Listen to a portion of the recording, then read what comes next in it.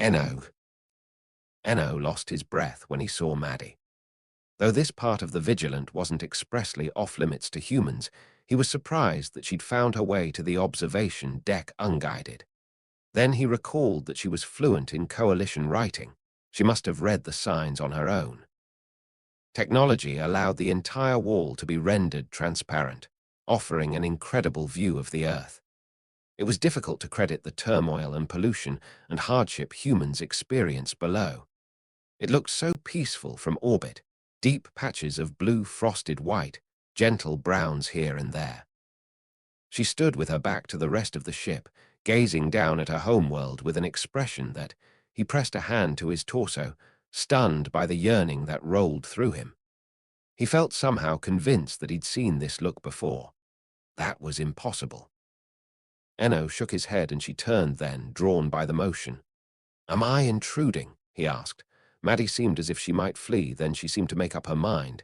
"If anything, I'm the intruder. I'll go." "You were here first," he pointed out, "but isn't there a gathering right now?" Emily had told him about it, but he'd thought his presence would inhibit the bonding he had ordered.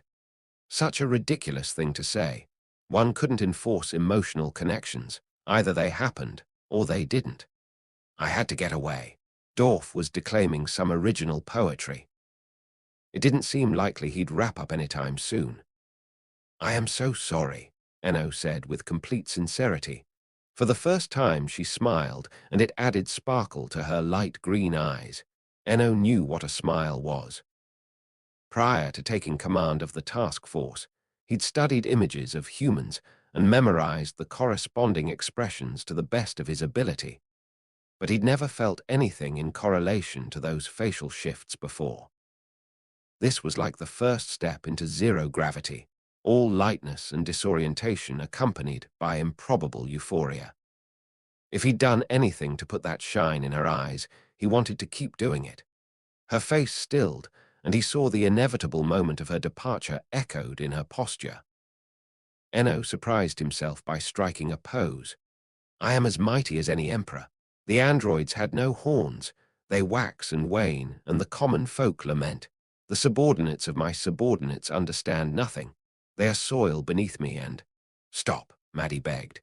Her laughter was infectious. Enno took a step closer, well pleased with himself for inciting it. "It's dreadful, isn't it? Dorf's verses stay in the brain like a worm." She wasn't thinking of leaving anymore. Her shoulder relaxed, and the light stayed in her eyes. "Hayden is a monster." He asked Dorf to share some of his original work. "Did you anger him in some way?" Maddie shook her head, a negating gesture. "He's just a shit-stirrer." That had to be a colloquialism, one he didn't entirely understand. But he surmised it involved being prone to creating undesirable outcomes, a metaphor for causing problems, perhaps. He didn't care to ruin their rapport with linguistic clarifications. Enno moved closer on the pretext of getting a better view of Earth. But in truth, it came from a desire to take in the same air she was breathing and let her scent flow over him. His fronds shifted without his volition, echoing the peace and joy he experienced in her presence. Somehow she felt like sunlight, bright and beautiful.